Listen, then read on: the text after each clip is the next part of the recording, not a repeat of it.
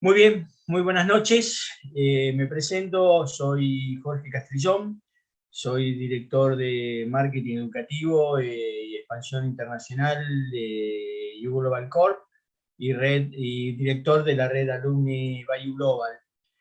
Aquí paso una pequeña reseña de mi persona.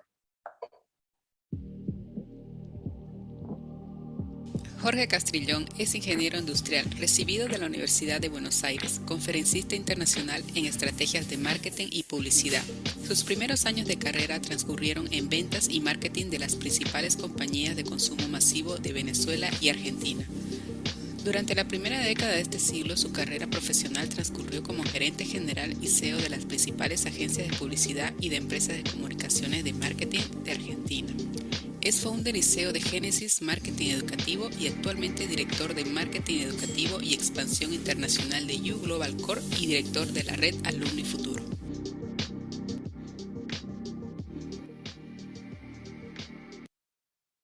Bien, para que puedan entender qué es Jugular Corp. Jugular Corp es un networking internacional de educación que tiene tres grandes áreas de negocio, que son las universidades en línea, el apoyo a las instituciones educativas en el crecimiento de matrícula y todo lo que tiene que ver el concepto de optimización de procesos.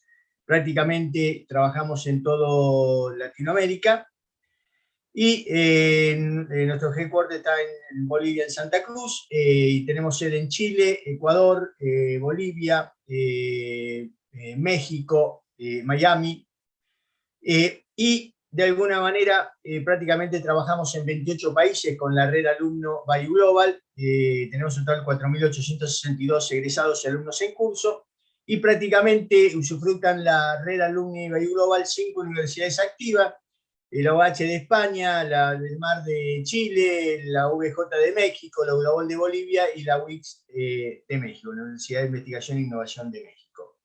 Prácticamente nuestro gran volumen de alumnos se encuentra en Ecuador y en Colombia. Después prácticamente tenemos alumnos desparramados en toda Latinoamérica.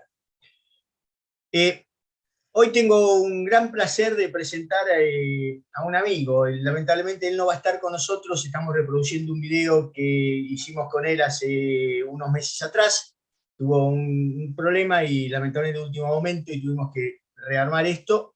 Pero prácticamente es su conferencia que él nos da sobre el umbral cuántico. Digo, el placer, ¿por qué? Porque hace prácticamente, ya van a ser 5 años, se van a cumplir 5 años, desde que nos conocimos. Y nos conocimos en un momento muy especial. Él estaba lanzando su libro El Camino del Unicornio, y desarrollamos junto a él y junto a la arquitecta Verónica Ágreda, que es la rectora de la Universidad Frans Tamayo de Bolivia, Unifrance, este evento que les voy a mostrar en estos momentos. Perdón.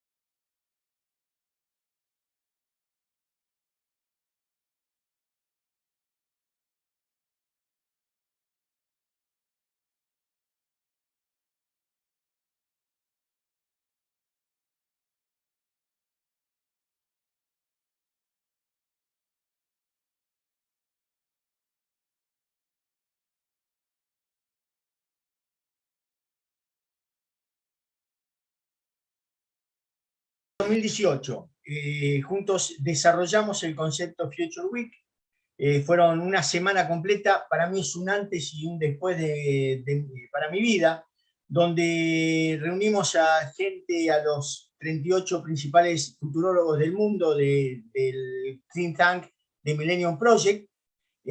Tuvieron también futurólogos de River. River es la versión latinoamericana de Millennium Project, ¿sí? Y desarrollamos el concepto 2030 Construyendo Futuro, donde juntamos a 200 jóvenes profesionales de Bolivia para poder desarrollar un plan para generar una ciudad sustentable de Santa Cruz. Es decir, prácticamente ahí lo descubrí a Heliodoro, digamos, cómo se movía dentro de todo este entorno, y para que lo puedan conocer, vi una semblanza profesional de Heliodoro Ventosilla. El arquitecto Heliodoro Ventosilla, con 31 años de ejercicio profesional, es un experimentado consultor especializado en prácticas gerenciales para el fortalecimiento de las organizaciones como sistema de creación, de agregación, captura y entrega de valor. Es socio fundador y presidente de DKB Asociados y de DKB Group, empresas especializadas en consultoría gerencial. Ha sido reconocido por sus actividades de docencia en la formación de gerentes, directivos de empresas y consultores internos y externos, en particular para la difusión en Latinoamérica de las prácticas de innovación, gerencia de la creación y medición de valor y la gerencia del conocimiento. Es miembro profesional de la Sociedad Mundial del Futuro y fundador del capítulo Venezuela de la misma. Asimismo, es miembro del ISEC, Institute for Study of Conference and Emergence, y la CSTPD, que es la Sociedad de Teoría del Caos, la aplicación de la teoría del caos y psicológica y las ciencias de la vida. Pertenece al think tank de Millennium Project y a River, que es la red iberoamericana de perspectivas.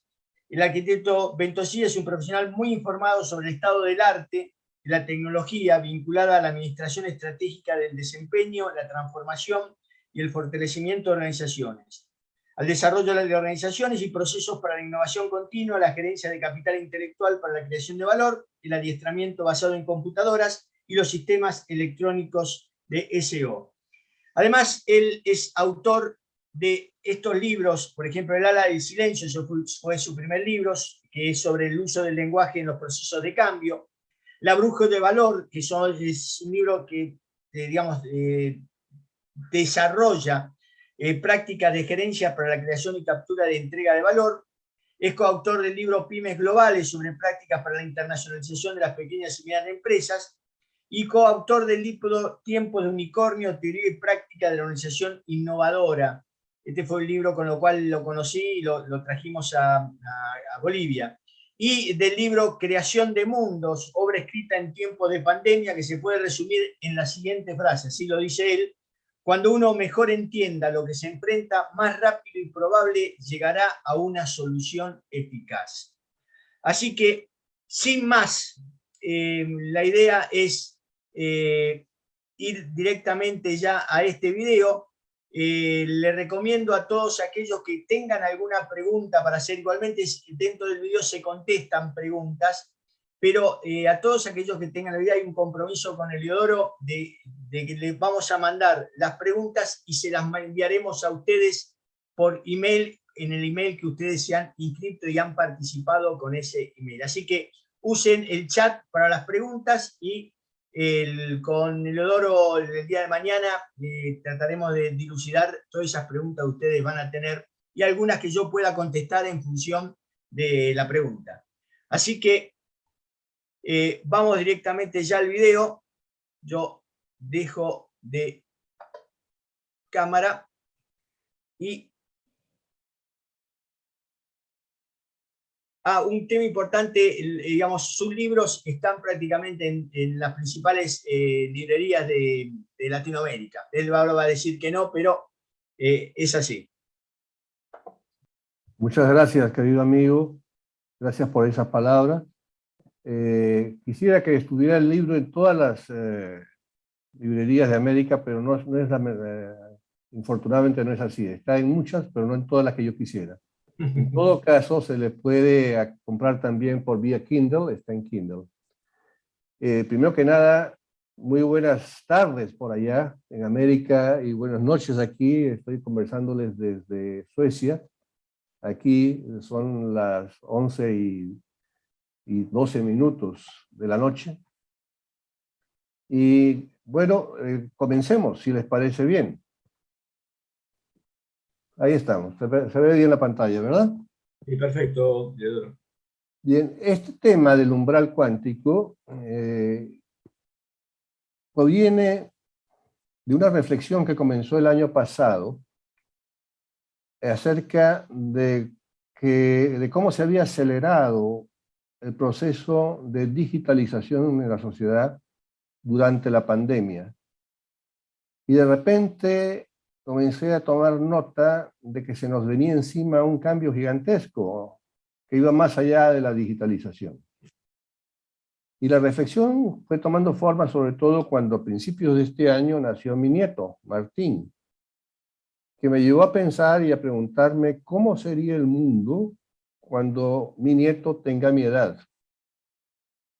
Cuando mi nieto tenga mi edad, le faltarán 5 años para el próximo siglo. Entonces comencé a imaginar, cosa que los arquitectos hacemos con alguna frecuencia.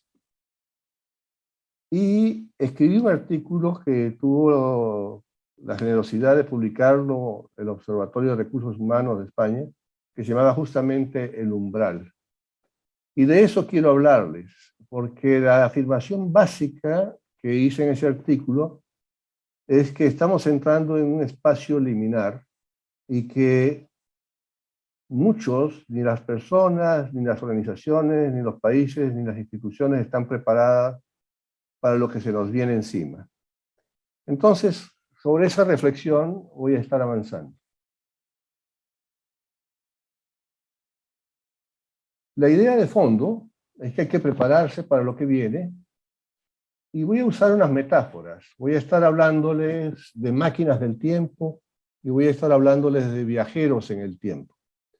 Porque cuando uno habla de los futuros posibles, uno está hablando de conjeturas, de posibilidades. Y entonces a veces en esa dirección el recurso de la metáfora es más poderoso. Lo que viene y lo que ya está aquí es importante a tener en cuenta. Mi amigo José Luis Cordeiro dijo ya hace un buen tiempo que estábamos pasando de la época de la manufactura a la época de la mentefactura. Mi afirmación es que estamos pasando ya de la sociedad digital post-pandemia a la sociedad cuántica. Y que eso se nos vino encima cuando menos lo esperábamos. Cuando uno quiere analizar estos cambios, alguna manera de considerarlos es, por ejemplo, considerar cómo han evolucionado las cosas en el tiempo.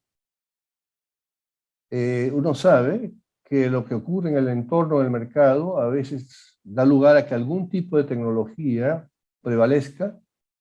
Esa tecnología afecta a la organización del trabajo. La organización del trabajo afecta a la organización social y va incidiendo en lo que se valora. Lo que sabemos es que estas cosas han ido cambiando. En el paso de la sociedad industrial a la sociedad del conocimiento y a la sociedad digital post-pandemia, fuimos avanzando de la consideración de lo local a lo global. Pero con la pandemia hubo una especie de freno al proceso de globalización y de miedo a la globalización y comenzaron a crearse redes de aseguramiento local. Recuerden ustedes los grandes problemas de logística que se crearon con la pandemia. Pues cuando las sociedades se dieron cuenta de las conexiones de impactos globales y comenzaron a crearse una serie de barreras normativas para el control de impactos extraterritoriales y comienza a pensarse y a sentirse que estamos en un riesgo de tener un estancamiento secular a nivel global. Pero entonces, eso que pasaba en los mercados, en cuanto a la tecnología, también comenzamos a percibir cambios. Antiguamente, en la sociedad industrial, estaba centrada en la organización. Si usted quería ponerse en contacto con una capacidad de cómputo, tenía que meterse en una empresa. Con la sociedad del conocimiento, la tecnología estaba muy centrada en el individuo. Y ya con la revolución industrial post-pandemia, la revolución industrial 4.0 sobre todo, hemos entrado en un mundo en donde ya está aquí todo el mundo de las redes, la digitalización, el edge computing, las tecnologías 5G, la innovación sistemática, la automatización, la inteligencia artificial que cada vez va a mayor velocidad, la biotecnología, el blockchain, y un cambio en la matriz energética basada en hibridación de fuentes. Eso está afectando la organización del trabajo. Ahí donde antiguamente era muy jerárquica, funcional y proteccionista, se logró avanzar hacia redes de negocios, la conectividad y la digitalización progresiva. Hoy en día, la organización del trabajo está cada vez más afectada en diferentes lugares del mundo por la robótica y los sistemas autónomos, el teletrabajo, la teleeducación, la telesalud, la fintech, la desintermediación, sobre todo en el mundo financiero, creciente número de organizaciones exponenciales e híbridas. Comentaba yo que cuando escribí el libro Tiempo de Unicornios, en el mundo habían 32 empresas unicornio, es decir, que valían más de $1.000 millones. Hoy en día hay cerca de 1.200 empresas unicornio. Eso ha ocurrido en menos de 4 años, lo cual cambia radicalmente la forma de crear riqueza. Hoy en día contamos con organizaciones exponenciales e híbridas, crecientemente híbridas. Nuevos contratos psicológicos están surgiendo para retener a las personas. Las razones por las que las personas pertenecen o no a las empresas han cambiado. Y lo mismo que los contratos de agente principal que entre los propietarios y quienes administran las empresas. Y hay una creciente interacción en realidades virtuales. Esto está afectando a la sociedad que solía ser muy centralizada y dependiente, para pasar a ser descentralizada e interdependiente, y comenzamos a tener una sociedad cada vez más digital, con nuevos contratos sociales, lo que José Antonio Marina llama un mundo de soledades interconectadas, de tribus virtuales, de ciudades exponenciales. Ya a partir del año 2009 hay más gente viviendo en ciudades que en el campo. Cada vez más se habla hacia el gobierno digital, pero también hay fenómenos muy difíciles de extremismo distributivo y una creciente demanda de conciliación entre cultura y natura. Lo estamos viendo ahora con el problema del cambio climático. Bueno, y esto está expresándose en problemas de valoraciones. Cada vez más la gente quiere libertad, privacidad, seguridad, vivir experiencias compartidas, autodefenderse y autodesarrollarse. Así hemos llegado a la sociedad digital post-pandemia. Todo esto ya está aquí en diferentes grados. Pero se comienza a anunciar en el horizonte el advenimiento de una civilización cuántica. ¿Y a qué me refiero cuando digo eso? Hay en el mundo numerosas empresas como Google, IBM, D-Wave, Microsoft, Intel, Honeywell y otras más que están trabajando intensamente en el desarrollo de computadoras cuánticas. El avance que se ha tenido en los últimos años, y cuando digo los últimos años estoy hablando de apenas 3 años, es impresionante en cuanto a capacidad de cómputo. Solamente en el 2019 Google anunció que había logrado la hegemonía cuántica al procesar en 200 segundos lo que le tomaría 10.000 años a una computadora digital. Y ya para el año 2023 IBM ha creado una cosa que llama el Q-System One, la primera computadora cuántica comercial, y ya anuncia que para el 2023 va a presentar Cóndor, que es el primer procesador cuántico universal con más de 1.000 qubits. Quiero que observen lo que significa pasar de 12 qubits a 1.000 qubits en 2 años. Esto es altamente revelador. Y eso es lo que me lleva a afirmar que estamos en un espacio liminar. Es un término que se utilizaba para las sociedades de paso, se dice. Un espacio de transición entre la sociedad digital post-pandemia en la que estamos metidos y la sociedad cuántica que ya están haciendo, y estaremos ahí metidos en ese espacio liminar o espacio de transición los próximos 20 años por lo menos. Ese espacio tendrá sus estructuras, recursos y procesos muy específicos y se requerirán para hacer la transición. La afirmación por comprobar que hago es que ni las personas, ni las organizaciones, ni los países, ni las instituciones están preparados para esta transición, que hay que comenzar a trabajar en ello.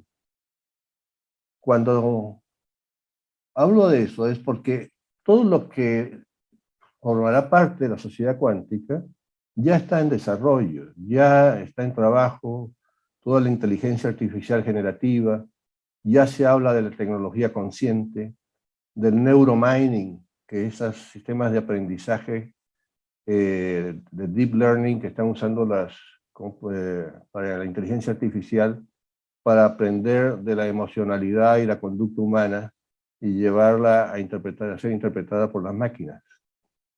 De todo el mundo de los nuevos tokens que están siendo las fuentes de intercambio de valor, del uso de avatares y gemelos digitales que ya están muy extendidos, sobre todo para la operación de manufactura y para incluso hasta para campos de extracción petrolera.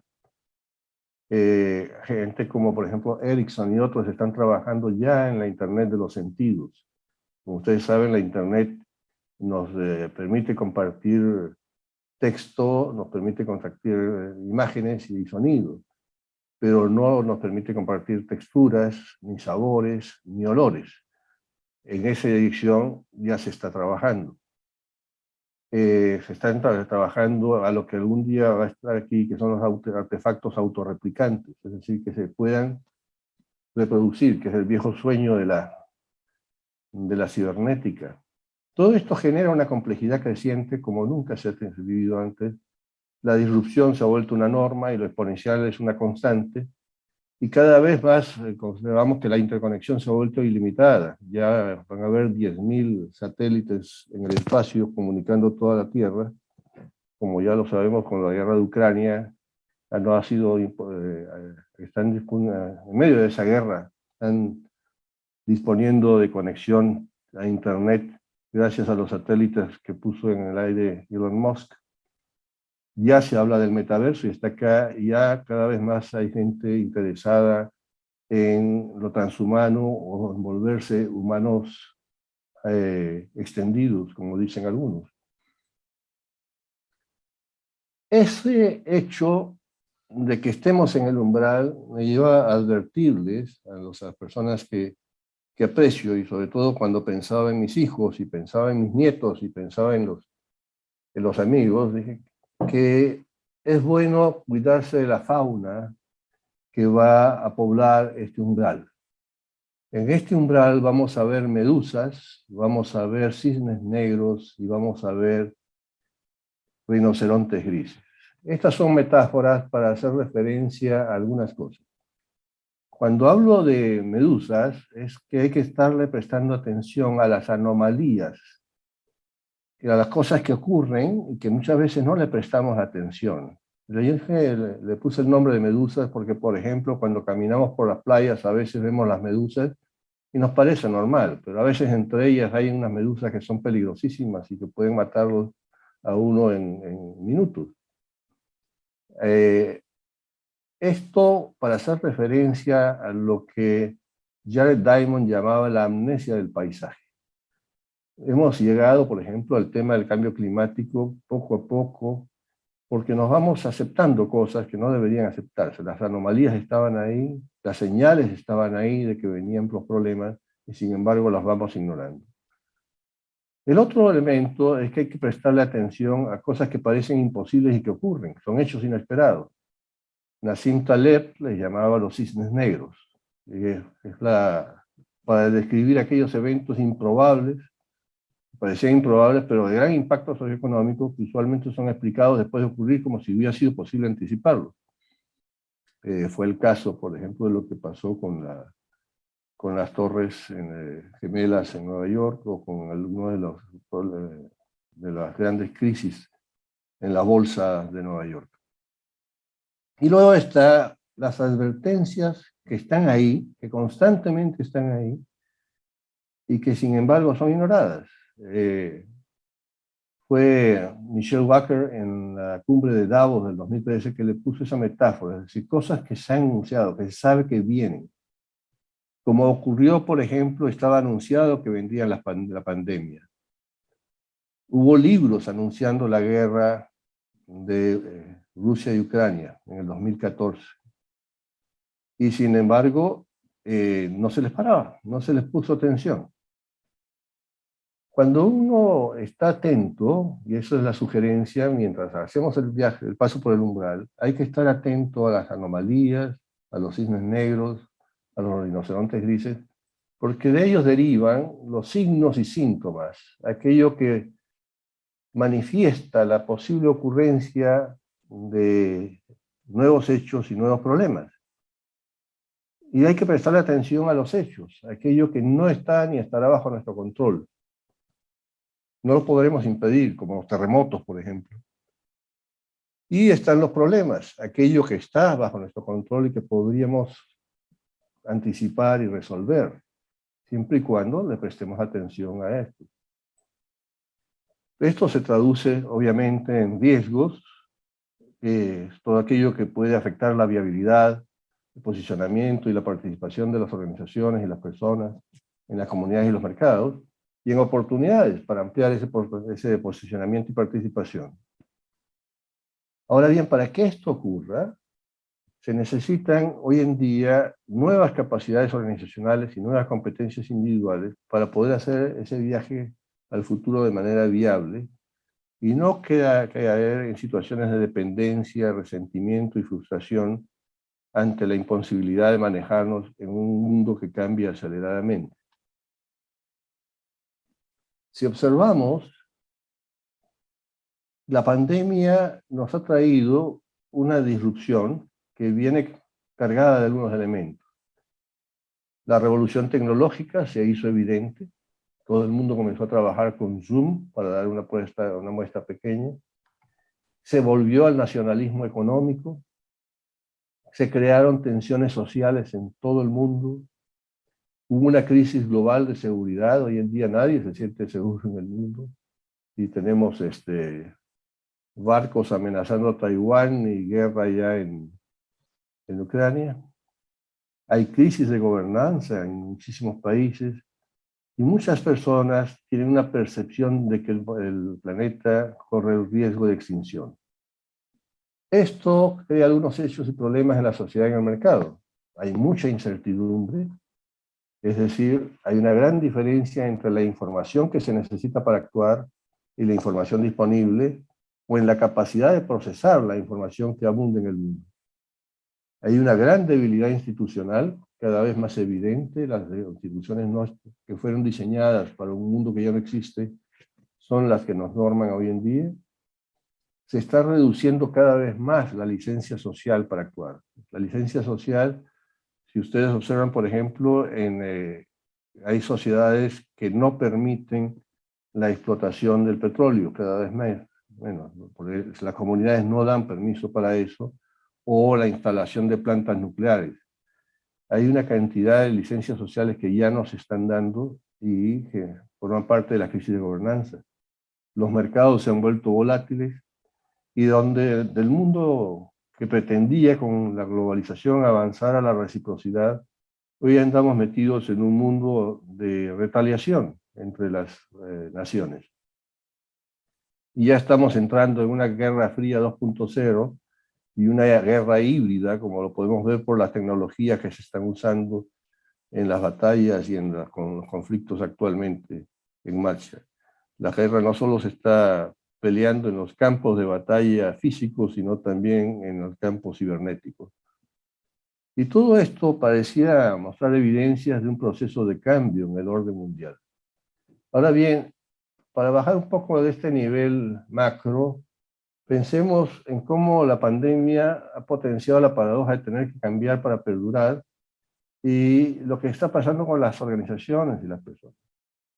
La vida promedio de las organizaciones se ha reducido se está yendo mucho desde el just in time al just in case y al desarrollo de capacidades de resiliencia, porque ya no se trata, no habían las seguridades logísticas que habían antes, han desaparecido, y entonces estamos trabajando en las organizaciones con el just in case.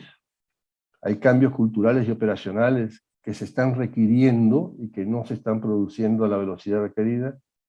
Hay cambios en las formas de acceso al capital, no solamente al capital financiero, sino también al capital humano y a las prácticas del capital estructural. Todo esto se traduce para las personas en inseguridad psicológica, en mucho desconcierto, para muchos en frustración, ansiedad, y todo eso se tiene que manejar hoy en día cada vez más en redes de soledades interconectadas. Entonces, esto está trayendo unos enormes requerimientos de transformación institucional y organizacional y de desarrollo personal para estas nuevas realidades, y sobre todo para hacer el tránsito del umbral de una manera saludable y conveniente, que produzca bienestar. Cuando uno piensa en las organizaciones como máquinas del tiempo, es decir, nos metemos en ellas para viajar al futuro, uno desea que las organizaciones vayan al futuro que uno quiere, porque si nos llevan al que no queremos, pues estamos en problemas. Primero fueron organizaciones muy vinculadas a lo analógico, después fueron organizaciones cada vez más vinculadas a lo digital, que siguen transformándose en esa dirección. Ahora con las técnicas ágiles y los procesos de transformación digital, esto está en marcha en todas partes. Y vendrán las organizaciones del mundo cuántico que son las que emergerán del tránsito por el umbral.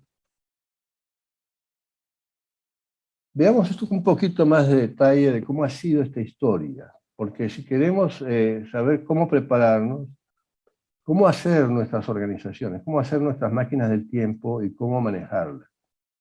Las primeras organizaciones nacían de los grupos y de la voluntad de los líderes. Luego se evolucionó a las jerarquías, en donde la norma es el criterio central. Se evolucionó después a las cadenas, donde las cadenas sobre todo de creación de valor, donde la prevención es un criterio clave para sostener estas formas de organización. Con el tiempo, todas las organizaciones se dieron cuenta de la importancia de estructurar redes para atender al cliente, y luego la conveniencia de crear coaliciones para atender al mercado, sobre todo cuando la voluntad de globalización estaba presente, que hoy en día está frenada. Pero ¿qué es lo que se nos viene encima? Se nos viene encima organizaciones exponenciales e híbridas, en donde lo presente va a ser la virtualidad en el camino al metaverso, en donde estaremos viviendo transformación digital, redes sociales, todo esto de lo que estábamos hablando. Cuando hablamos de una organización, estamos hablando de un sistema sociotécnico que está capacitado y con licencia social. Esto es importante porque cuando no tiene licencia social no puede existir. Para perdurar y realizar de manera coordinada objetivos de creación y agregación de valor, interactuando con el ambiente en contextos complejos. Cualquier forma de organización tiene alguna forma de estructura, algún capital y algunos procesos. Y está metida en un contexto y a su vez en interacción con el ambiente. De ese contexto y ambiente reciben información, recibe energía, recibe recursos y generan productos, servicios, experiencias con valor agregado. Ahora lo interesante es que, como dije, un gran investigador que se llama Luhmann fue el primero que trató de hacer una teoría general de los sistemas sociales, llegó a la conclusión de que en el fondo de todo esto, lo que permite que se aborde la complejidad y las organizaciones funcionen es la comunicación. La comunicación interpersonal, intraorganizacional, extraorganizacional, y da la casualidad que eso es justamente lo que está perturbando y cambiando las nuevas tecnologías, las formas de relacionarse y de comunicarse. Si observamos ese mundo, y primero quisiera hacer un pequeño paréntesis para recordar cómo van las cosas de alta velocidad. Desde que Kasparov fue derrotado por Deep Blue en 1996 hasta el presente, se cree que se ha creado una aplicación de inteligencia artificial llamada AlphaZero, que venció a otra que se llamaba Stockfish en ajedrez con solo 4 horas de aprendizaje y sin acudir a información del libro de ajedrez. Desde entonces, AlphaZero, que es esta computadora de IBM, se entrena a sí misma por vía de redes neuronales adversarias, es decir, ella misma se reta, no tiene humanos entrenadores. En este mundo de estas características están cambiando las relaciones entre las personas.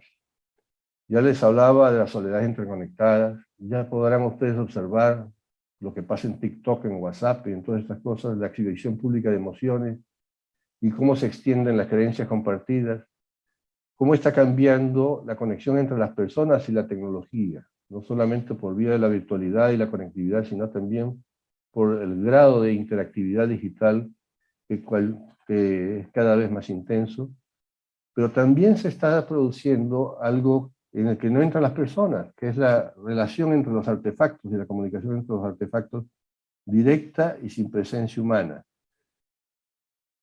Ahí está, y ya está aquí, la Internet de las cosas, el aprendizaje de máquina y las formas de inteligencia artificial. Y está el tema que es clave para los que asisten, por ejemplo, a las universidades, es cómo las personas se conectan con las redes de creación de valor, porque están emergiendo nuevos contratos sociales, laborales y agente principal en un mundo cada vez más híbrido del trabajo. Cuando cambian las relaciones, cambian los mundos, y que en cada uno de ellos también cambian los futuros posibles. Y todo futuro es un conjunto de conjeturas. Por eso es que Michael Hammer, nos dice que el secreto del éxito no es prever el futuro, sino crear una organización que prospere en un futuro que no puede ser previsto. Entonces la pregunta es, eso suena bien, pero ¿cómo se crea una organización que prospere en un futuro que no puede ser previsto? Y hacia allá hay que apuntar. En esa dirección estamos trabajando. Lo que sabemos es que estas organizaciones tienen impacto del ambiente y en el ambiente. Que hay un cambio en los mercados, tanto en las ventajas comparativas y competitivas y en las instituciones. Que hay un cambio en todos los sistemas relacionales. Que hay nuevas formas de acceso al capital. Que hay nuevas tecnologías transformadoras y que eso exige cambiar las competencias y las capacidades. Y que todo eso, mientras estemos en el umbral, va a pasar por una situación de hibridación. De hibridación espacio-temporal. Vamos a ver, y ya vemos, aquí en Suecia, donde estoy, eso es lo normal. El trabajo presencial y virtual van a convivir, lo local con lo global. La gente que se mueve en el universo y el metaverso. Y hibridación tecnológica, en donde lo físico, lo intelectual y lo emocional están presentes, lo humano, la automatización y la robótica conviven, y la inteligencia humana y la inteligencia artificial interactúan. Eso va a estar ocurriendo y está ocurriendo en las organizaciones, y no siempre las competencias y las capacidades van acompañando esto que comienza a llegar un poco de manera desordenada. En esa dirección, hay que tener presente que esto significa que el campo de juegos está cambiando. Los juegos que vamos a jugar durante el paso por el umbral son distintos. Hay juegos que son finitos, que surgen de la voluntad humana y están sujetos a diseño y construcción. El objetivo es ganar, y se agotan cuando se gana o se pierde. Este es el caso de los proyectos. Tenemos un proyecto, tenemos un programa, tenemos unas iniciativas, y bueno, se acaba cuando se acaba el proyecto, se acaba cuando se acaba el programa. Y si cambian los actores o cambian las normas, cambia el juego. Esos son juegos finitos. Y la mayor parte de las universidades y centros de formación prepara a la gente para jugar juegos finitos. Pero hay una serie de juegos infinitos que surgen de la complejidad y están sujetos más bien a siembra y cultivo, en los que el objetivo es continuar jugando, que nunca se agotan, aunque cambien los actores y las normas, que son externas. Estos juegos son, por ejemplo, el juego que hay que jugar en la relación con la naturaleza y lo que está sucediendo con el cambio climático. Ese juego no se agota nunca. El proceso de interacción entre la cultura y la naturaleza es un juego infinito que habrá que ir perfeccionando para conciliar ambas, para que una no destruya a la otra. Estos son juegos sujetos a complejidad y a ordenadores sinergéticos, es decir, terminan manifestándose más en lo emergente que en la voluntad humana, a los que son elementos que van surgiendo y hay que poder reaccionar y moverse frente a ellos. Esto exigirá una administración estratégica distinta a la que se ha hecho antes. Como ustedes saben, hay que conectar la intención estratégica a través de decisiones con la acción y el desempeño.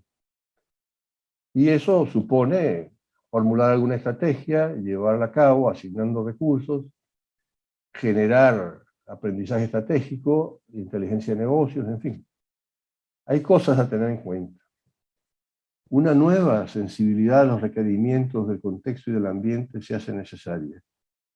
Hay que estar muy alerta a las medusas, a los cisnes negros y a los rinocerontes grises.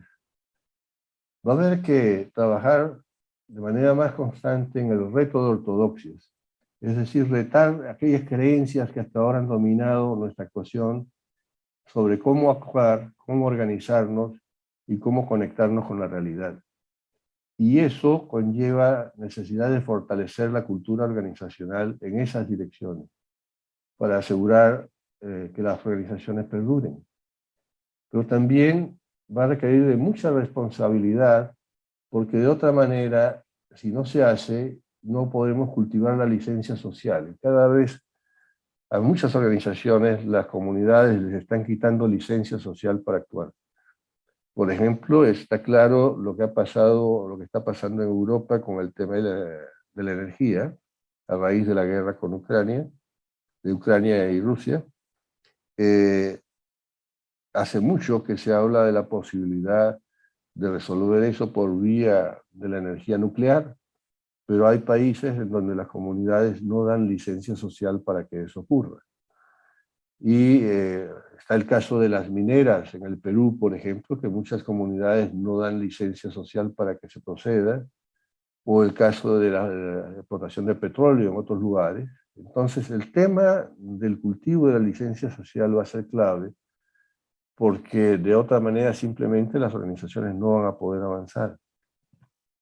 Está también todo el tema de la inteligencia anticipatoria, prospectiva, organización estratégica, que hay que cultivarla y que lamentablemente no se practica todo lo que debiera hacerse. Y que debiera ser una práctica y una enseñanza constante en las universidades, y no solo en las universidades, desde los colegios. Debería ayudarse a desarrollar criterio y espíritu crítico para llevar adelante inteligencia anticipatoria. Al final de cuentas, habrá que tener presente que la responsabilidad de crear mundos o sobrevivir en los mundos que otros están creando va a ser la clave, pero el elemento fundamental de todo esto es el aprendizaje organizacional y el desarrollo de capacidades y competencias. Aprender en las organizaciones va a ser clave, aprender en equipo. No se puede aprender sin cambiar. Cuando alguien dice que aprendió y no cambió, es que no aprendió. Entonces, como la época exige grandes cambios y a gran velocidad, las organizaciones van a tener que estar constantemente metidas en procesos de aprendizaje organizacional facilitados por sus mismos integrantes. Aquí en Suecia pude observar que, por ejemplo, que todos los equipos de trabajo, no todos, pero aquí hay equipos de trabajo, me contaba mi hijo, en donde nombran team facilitators, o sea, facilitadores, que no es facilitadores del equipo, que tienen que ver con asegurarse de que el equipo pues, tenga las condiciones y las capacidades para cumplir con sus obligaciones. Esto va más allá de las habilidades técnicas. Y esto además forma parte de una responsabilidad mayor, de la cual cada vez más hay que estar conscientes. Kate Raworth es una economista que escribió un libro que se llama 7 maneras de pensar la economía y creó lo que ella llama la economía de la rosquilla. Y nos dice que en la economía del planeta debemos tomar en cuenta el techo ecológico y el fundamento social. Porque entre ambos, entre el techo ecológico y el fundamento social, es que está el espacio seguro y justo para la humanidad. El fundamento social es que hay que evitar las privaciones humanas críticas. Y el techo ecológico es aquel que no hay que sobrepasar porque se generaría la destrucción de la humanidad. Ya sabemos que un exceso en la actividad humana pues no solo está llevando al cambio climático, a la acidificación de los océanos, a la contaminación química y a todos estos problemas de contaminación, pérdida de biodiversidad y agotamiento, por ejemplo, de la capa de ozono. Pero a la vez tenemos que asegurarnos que las personas cuenten con agua. Ya sabemos los enormes problemas de sequía que están ocurriendo en este momento en el mundo, con comida, con salud, educación, ingreso, paz, justicia, vocería política, equidad, igualdad de género. Entonces, entre estos dos mundos tienen que oscilar las organizaciones y las personas tienen que ser preparadas, ser competentes para reconocer cuando están creando fundamento social y cuando están evitando perturbar el techo ecológico. Esa es la tarea y eso exige personas y organizaciones para viajar al futuro, sobre todo en el tránsito por el umbral. Esto va a exigir que algunos de los mundos que existen deban ser recreados, si es que queremos tener seguridad ecológica, sobre todo para tener futuros de bienestar seguros y justos. Y bueno, con esto termino mi exposición y responderé algunas preguntas. Lo que sí es importante recordar es que aquellos que no participen en la decisión de su futuro van a terminar viviendo en el futuro que otros decidirán. La invitación, cuando les digo bienvenidos al umbral, es la invitación a participar en la decisión del futuro, que no simplemente les ocurra, porque será como estar nadando en un tsunami, no solo tecnológico, sino sociológico. Y es mejor prepararse y aprender a nadar en esos mundos. Quedo a la orden para algunas preguntas. Muchas gracias, Eleodoro. Como diríamos en Argentina, nos rompiste la cabeza. Hay una pregunta, la hace un asistente anónimo y dice: la transformación sistémica de cada organización es inevitable. La actualización es una obligatoriedad dentro de la sociedad actual. ¿Cree usted que las inteligencias artificiales reemplazarán en gran parte el contingente humano? ¿Y qué tipo de consecuencias podría recurrir a nivel mundial? Sí, no, es inevitable, las inteligencias artificiales ya están llegando y se están utilizando al punto de que muchas de las aplicaciones que hoy día usamos ya tienen por detrás inteligencias artificiales en marcha. Ahora, eso inevitablemente exigirá una convivencia, una hibridación entre la inteligencia humana y la inteligencia artificial. Que esto pueda significar unas altas cuotas de desempleo es una gran posibilidad. Y de hecho, eso es lo que ha llevado a que se piense en si no es conveniente crear el salario básico universal para todo el mundo, aunque no trabaje en una organización, porque tengan en cuenta que no solamente es el tema de las inteligencias artificiales, sino, por ejemplo, la robótica. La robótica no conoce de turnos. Si usted puede tener una planta que produce todo el tiempo sin turnos, eso, y sin parar a comer ni a descansar, eso es obvio que hay muchos que van a optar por eso. Entonces sí, ahí hay unos elementos a considerar que van a dar lugar y están dando lugar a nuevos contratos sociales. Es decir, a nuevos contratos de relación entre los procesos de creación de riqueza y los procesos de consumo y los procesos sociales. Y no solamente nuevos contratos sociales, también nuevos contratos psicológicos. Ustedes saben que el concepto de contrato psicológico es aquel que dice que cómo se armonizan las expectativas de las empresas con las expectativas de las personas. A raíz de la pandemia se produjo una inmensa cantidad de renuncias en muchos países cuando las personas que trabajaban en esas empresas descubrieron las ventajas del trabajo a distancia. Hoy en día eso se está reformulando. Elon Musk trató de obligar y forzar a trabajar físicamente a sus trabajadores y se dio cuenta que tuvo que echar para atrás porque se le iba a ir la mitad de la gente. Así es que ahí surgirán nuevos contratos para armonizar expectativas entre trabajadores. Nada de esto va a ser de un día para otro, pero sí va a ser bastante acelerado. Y la pregunta es, en la medida en que las inteligencias artificiales puedan producir, y si eso esos productos se puede distribuir y puede generar más tiempo libre y mayores posibilidades de recursos para el bienestar humano, pues ahí habrá que encontrar formas de convivencia y vendrán, y vendrán.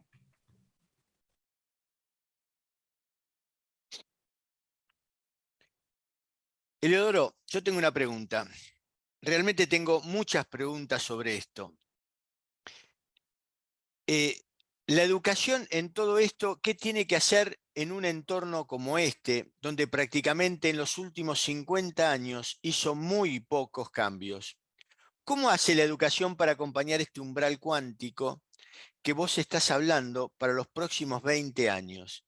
En países como los nuestros, de Latinoamérica, con gobiernos populistas, si donde fomentan todo lo contrario a lo que estás hablando en estos momentos. Sí, hay que tener en cuenta que mucho de la educación, y sobre todo, por ejemplo, la educación universitaria, siempre se hizo para el mundo que ya pasó. Es decir, venía un gran cambio tecnológico y entonces se formaba la gente después de ese cambio. Entonces era esa educación para la repetición, para la ejecución de procedimientos, para la ejecución de manuales, digamos. La educación para este tipo de nuevas realidades, si siguiera de esa forma, se le volverá absolutamente inútil y solo será una fuente de frustración para las personas, porque cuando salgan de las universidades verán que lo que aprendieron no les sirve nada porque el mundo ya habrá cambiado. Entonces, la educación tiene que ser ya una educación para la creación, una creación para la innovación constante, una educación para salir no solo a emprender, que es lo que siempre nos dicen de que hay que emprender, que es crear empresas, sino para la creación de mundos. No todo el mundo quiere crear una empresa, pero sí puede, si hay gente que quiere crear un mundo mejor en materia de salud o un mundo mejor en materia de la atención a los niños. Entonces, tiene que ser una educación que potencie en las personas que afortunadamente para crear, hemos sido creados, esas capacidades y que no solo nos prepare para repetir pasado, sino sobre todo para crear el futuro. El futuro no existe, es un conjunto de conjeturas que hacemos sobre eso. Pero sí sabemos que tenemos un horizonte inmenso de posibilidades para crear los futuros y los mundos que queramos. Entonces, la educación que necesitamos es una educación para formar creadores. Eso significa libertad, eso significa disposición a la resiliencia para superar los errores y los fracasos, para caer y levantarse constantemente. Eso significa capacidad de manejo de sí mismo en la incertidumbre. Eso significa una educación para crear seguridad social frente a lo inédito. Por ahí van las cosas. Ya prácticamente estás hablando de habilidades emergentes. ¿Qué pensás que necesitan estos profesionales para crear o co-creadores, como decís vos, de futuros? Formación para repetir el pasado. Pero es una formación que vos comentaste recién en la universidad. Pero esta formación tiene que empezar a liderar la reestructuración que tiene que ser total. Ah, sí, o sea, obviamente. Pero alguien tiene que liderar eso.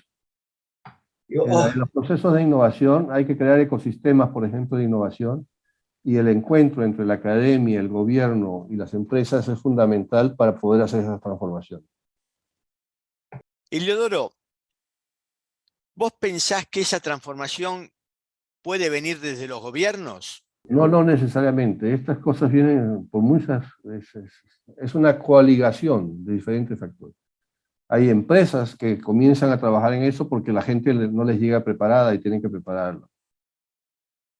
Hay universidades que ya están comenzando a darse cuenta de que tienen que trabajar en esta dirección, porque como alguna vez te dije, la universidad es un artefacto medieval y ahorita tenemos que pasar a salir de esta nueva Edad Media para comenzar a crear una suerte de renacimiento alrededor de todo esto.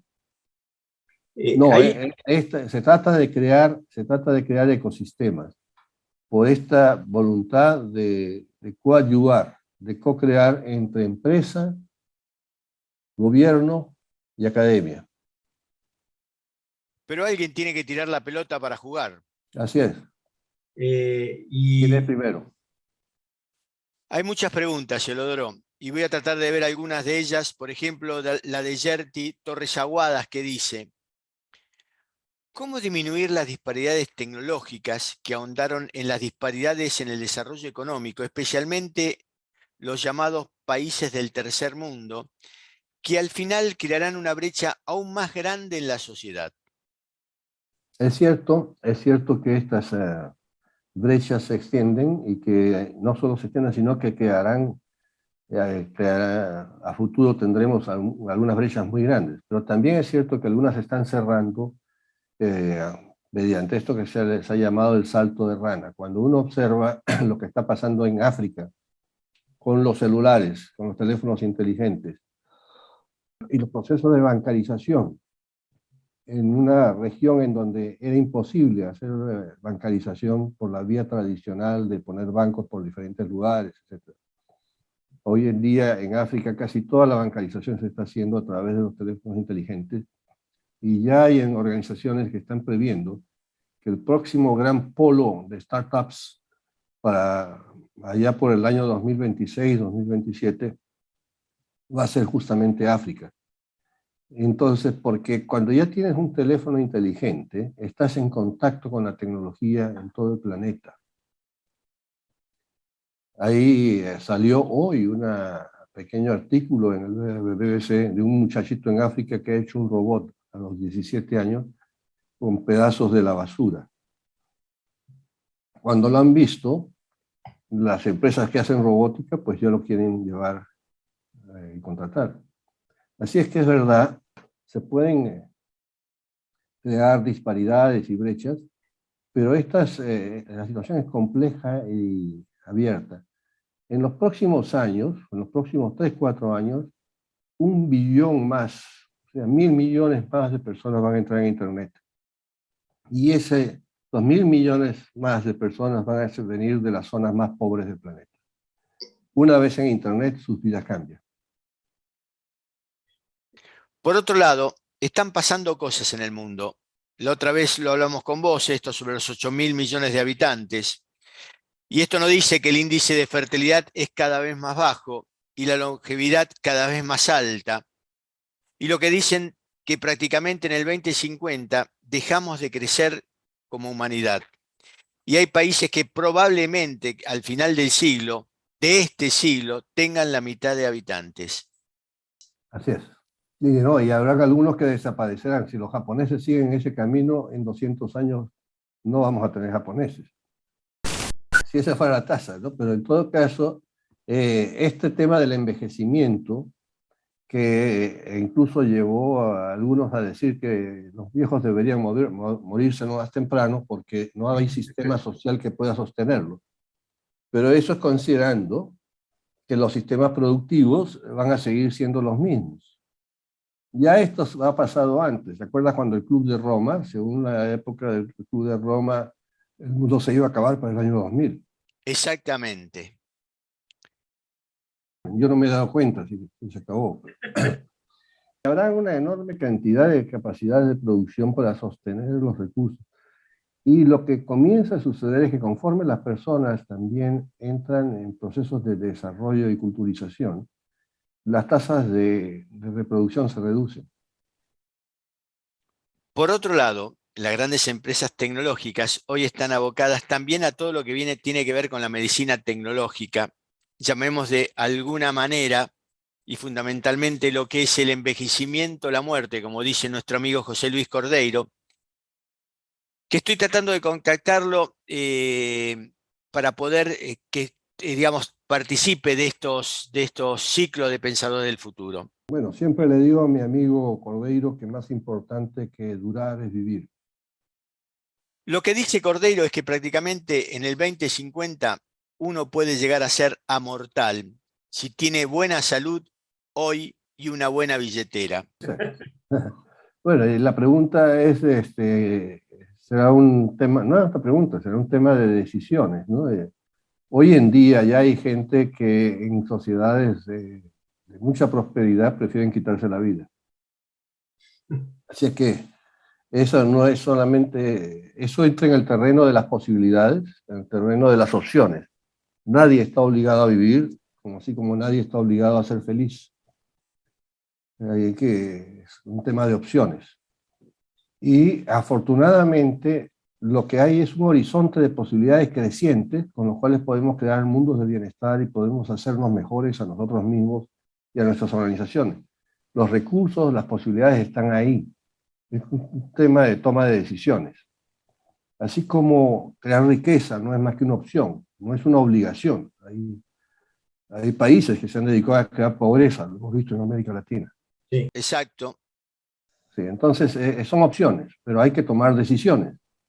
Y eso sí puede llevar a lo que estaba mencionando la persona que hizo la pregunta, que hayan disparidades. Algunos optarán pues, por permanecer en la edad de piedra, o en épocas anteriores, y estos contrastes después darán lugar y seguirán dando lugar a los conflictos sociales y a las crisis de gobernanza que ya estamos viviendo. Perfecto. Vamos a la última pregunta, Eleodoro. La hace Ángel Olivera. Dice, como ciudadanos y como organizaciones tendremos dos opciones. Crear el futuro que queremos o vivir en el futuro que otros habrán creado para asegurarlo primero. Es que una opción es que vamos a tener que aprender a cambiar, por eso cada persona debe convertirse en maestro. Sí, yo creo que mi amigo, y muy apreciado amigo y maestro también, Ángel Olivera, es cierto. Si tú no puedes, si tú no estás disponible para ti, no estás disponible para nadie. El que si tú no puedes encender el motor del cambio en ti, ¿cómo lo vas a encender en otros? ¿O cómo lo vas a encender en las organizaciones o en la sociedad? Exacto. Yo tengo una frase en estos momentos que es que debemos aprender a desaprender, como dijiste hace un momento, para reaprender los nuevos formatos. No, el tema aquí es un tema que no, yo no estoy seguro de que exista el desaprender, pero sí el aprender en niveles de complejidad crecientes que van pasando lo irrelevante a segundo nivel y así vamos creando cultura. El tema del aprendizaje está muy vinculado, por supuesto, al tema de la ampliación de la cultura, nuestra y de los demás y de las comunidades en las que estamos. Pero eso hoy en día hay que considerarlo en conexión con la naturaleza, porque esa conciliación entre la creación de cultura y la preservación de la naturaleza se ha vuelto crítica y fundamental. Si no tomamos esas decisiones y esos acuerdos que aparentemente se están ahora potenciando, vamos a ver una muy negra para la humanidad en los próximos 20 años. Perfecto, Eleodoro. Realmente maravilloso. Te agradezco muchísimo por tu participación. Me quedan como dos conceptos hoy. Es que es un mundo de hacedores. Ya no solo sirven las ideas solamente, sino los hacedores, los que hacen, los gestores de cambio.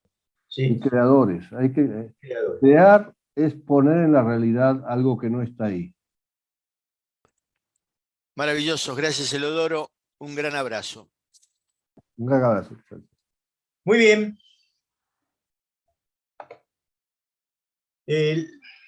Hasta aquí es la grabación. Voy a ver las preguntas que hay en estos momentos para poder hacerlas. Si las puedo contestar, las contesto, y si no, como le dije antes, la idea es poder de alguna manera pasárselas a Eliodoro para que pueda él contestarlas a cada uno de ustedes. Yo voy ahora a dejarle una dirección de mail donde la puedan hacer.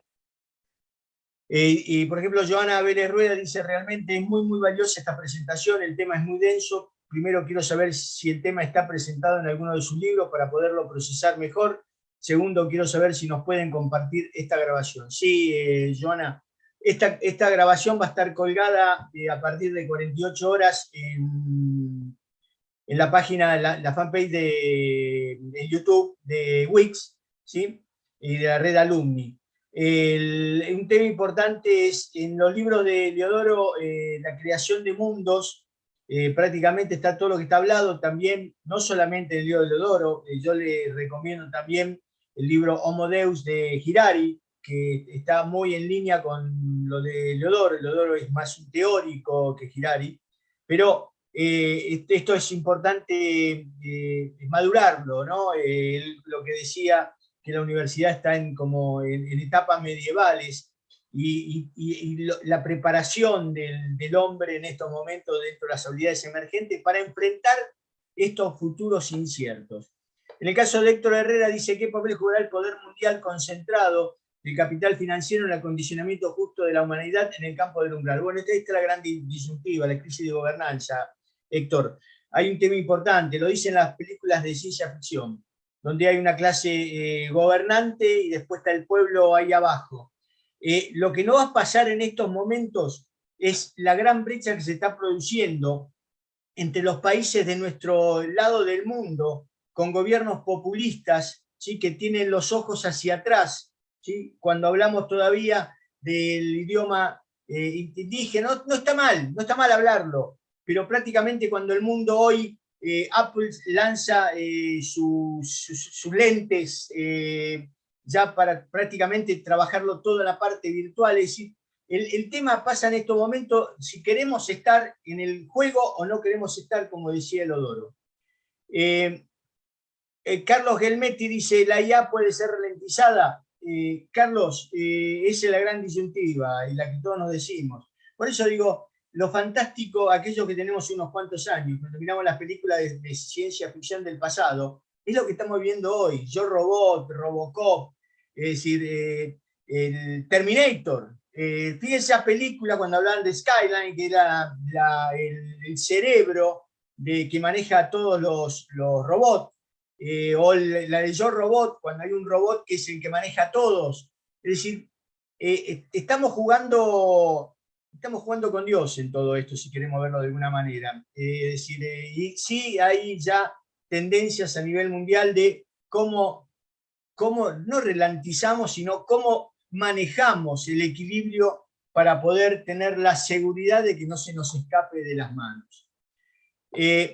También podemos decir cómo va a cambiar el mundo cuando estos robots empiecen a trabajar en profesiones que hoy prácticamente son como el derecho, ¿sí? El derecho, los tiempos de toda la parte judicial, jurídica, en la cual prácticamente pasan años para desarrollar algo, se puede en milésima de segundo, blanco y negro, ¿sí? William dice: todos debemos tener un pensamiento sistémico, las nuevas tecnologías están por un lado disgregando la sociedad de consumo. ¿Cómo plantearíamos la paradoja de implementar la inteligencia artificial con la unión social humana? ¿Cómo podríamos armonizar esa sociedad no natural? Es el gran dilema, William. Es el gran dilema que digamos, todavía, como dice Eliodoro, estamos entrando recién en el umbral de estos 20 años, y lo que tenemos que tener es un mundo más unido, un mundo que esté pensando globalmente en todo el sistema, para poder, de alguna manera, digamos, poder anticiparnos a todos los riesgos que podemos tener con esta inteligencia artificial que estamos viviendo. Marta Azucena dice, como es bien sabido, la desigualdad en el acceso a la tecnología y por ende a la comprensión del impacto de esta sobre la vida, este panorama donde los avances se siguen dando a pasos gigantescos, seguirá agrandando esta brecha y llegará el momento en el cual todos estemos inmersos independientemente de los aislados que podamos estar. Es real, el gran problema en este momento es que el ser de a pie, el ser normal, vive en un camino que es una progresión aritmética, cuando la realidad de lo que nos está pasando va a una progresión geométrica. Ahí donde empezamos a entender. Los cambios prácticamente hasta hace 20 años eran, digamos, se entendían. Los cambios eran sociales, se entendían. El problema es que en estos cambios que estamos viviendo en este momento no son fáciles de entender. En el caso de Geo, dice, plataforma de aprendizaje en línea, aula virtual y herramientas educativas impulsadas por ella pueden ofrecer modalidades alternativas de educación. ¿Cómo cree esto afectará a las universidades, especialmente en Sudamérica? ¿Cree que esto reducirá el costo educativo para los estudiantes por medio de los nuevos mecanismos gratuitos en línea? Geo, acá tenemos que tener un problema fundamental que tiene que ver con el cambio profundo, porque prácticamente si uno se pone a pensar qué cambió en la educación en los últimos 50 años, el guardapolvo, el mandil, como algunos lados lo dicen, porque prácticamente son la misma cantidad de años que hace 50 años atrás. El gran tema de todo esto es que los gobiernos no van a poder hacer esto. Yo, la charla que di el otro día sobre digamos, el futuro, ¿sí? La educación del futuro, lo que decía que tiene que haber una especie de ministerio del futuro que esté aparte de los gobiernos, que pueda dictaminar estrategias. Y la educación tiene que estar dentro de esa estrategia. Y cuando hablamos de todo esto, y prácticamente lo recalcó Leodoro durante toda su presentación, tiene que ver con, en la trilogía del saber, el saber hacer y el ser, la educación tiene que estar muy centrada sobre el ser. ¿Por qué? Porque el saber está en la nube. ¿Sí? Y el saber hacer a los 5 años, como dijo, lo digo yo a los 5 años, pero fue más drástico el otro cuando dice que prácticamente cuando se reciben ya prácticamente es obsoleto, que enseñamos, preparamos gente para hacer manuales, cuando ya prácticamente el cambio ya pasó. Por lo tanto, lo que tenemos que formar son gente con habilidades emergentes para enfrentar cualquier trabajo, porque no desconocemos cuál van a ser los trabajos del futuro. Y por último, César dice, muy interesante la ponencia de estas capacitaciones. Buenas noches a todos, nos veremos en la siguiente capacitación. Gracias, César. Bien, y aquí terminamos. Yo quiero solamente dar algunos anuncios parroquiales. Todos van a recibir su certificado de participación del umbral cuántico dentro de los 5 días hábiles. Por favor, aquellos que quieran hacer alguna pregunta más, que le quedó en el tintero, nuestra coordinadora Red Alumni Futuro, Jimena Molina, y estos son sus teléfonos, y esta es su mail, pueden hacerlo perfectamente ahí, y yo me comprometo a mandárselos a Eleodoro para que pueda contestarle todas estas preguntas. En cuanto qué es lo que nos espera en los próximos días de actividad, un segundito.